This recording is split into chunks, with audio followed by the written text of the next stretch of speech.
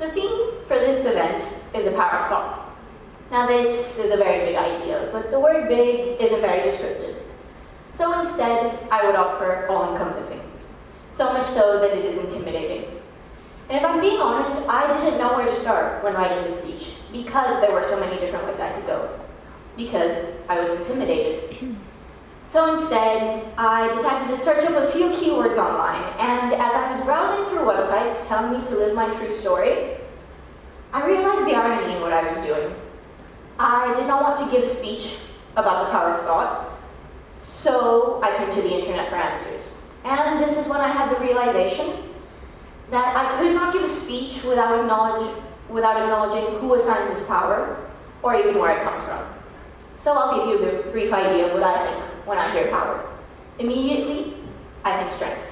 Whether it be social, political, or economical, the person who wields this power is strong. As for the power of thought, it comes entirely from people. Let's say that I agree with the ideas that you're sharing, and I vocalize this agreement. In doing so, I have given power to your thoughts. But there's a balance in the universe. So there are strengths, there are weaknesses. And this is when I came to the realization that there are weaknesses of thought, or weaknesses that impede our power of thought, despite how wrong that sounds. So with this introduction of weaknesses of thought, I would like to go back to how I started writing the speech, by searching it up. What I found ironic is that in trying to write a speech about the power of thought, I blocked my own thinking and turned to the already existing opinions on the internet instead. And for me, this was an example of weaknesses because I valued more other people's opinions than what I could come up with initially. I gave them more worth. However, I understand that it takes effort to think, that it's exhausting, and in fact emotionally draining because we are all insecure. Now these insecurities, they're important because they're all around us. I am insecure, you are insecure, everyone in this room has some form of insecurity. Whether they choose to acknowledge it, express it, or deal with it, it does not matter. But these insecurities, they're crucial when it comes to the power of our thoughts because they influence how we think and how we choose to express our thoughts. And they can in fact be exploited to make us feel like our thoughts don't matter, or they can be the reason that there's power in our thoughts. Now, I know this is a very vague idea, but I will reinforce it and also show you that I don't completely hate the internet by telling you about a recent study conducted by Stinson et al. In the University of Waterloo. Now, this study consisted of 119 participants and 11 that consisted of a control group. Now, what happened is each participant filled in a questionnaire. They rated statements such as, I possess desirable qualities that other people look for in a significant other on a scale from 1 to 10. Afterwards, they all attended an interview in which they were judged both for their physical and verbal responses. Now, the purpose of the study was to measure their societal security. So, in other terms, measure their levels of insecurity when it comes to other people or interacting with others. And what was found out is that the control group was sent home after measuring their level of societal security, and they were told to do self-affirmation exercises. What these consist of, I'm not entirely sure, but they were supposed to increase your level of security within society. Now, what was found is that after about 2 months, there was actually an increase in security within the participants.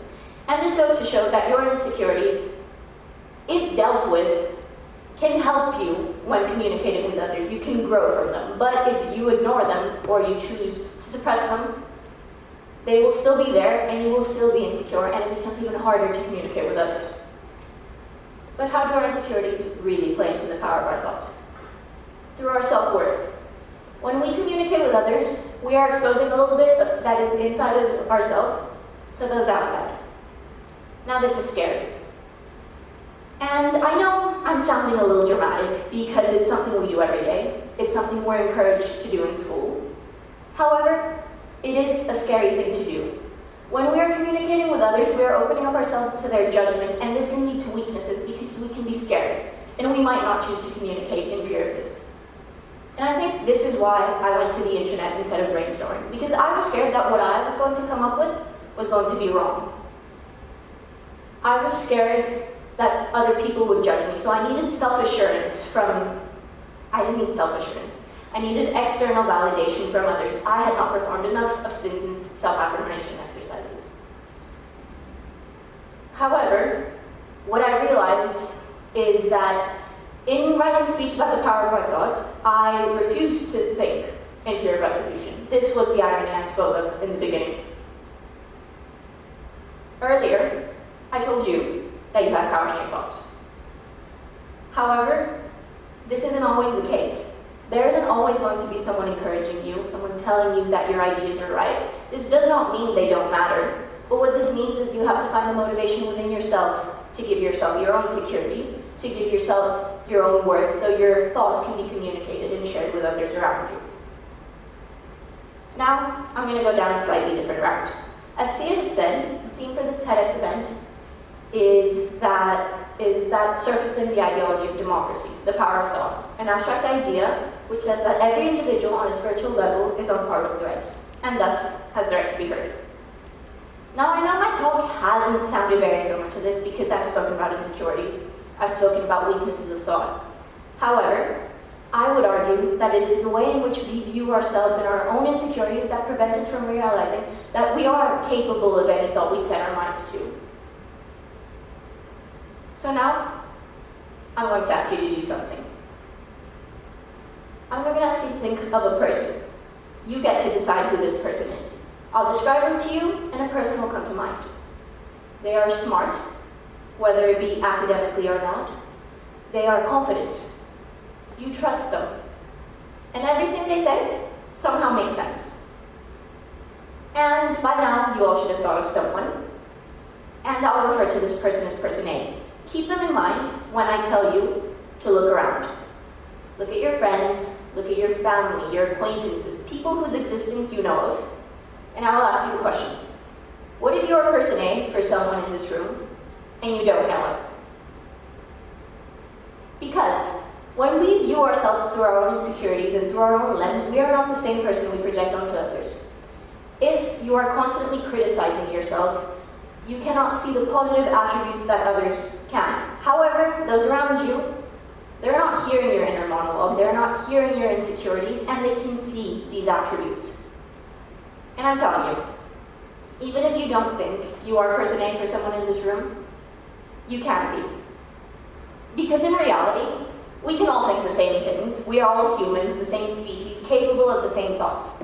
The power in our thoughts comes from our ability and our confidence to communicate those with others, to grow. Even if it's for others to tell you you're wrong, you can develop.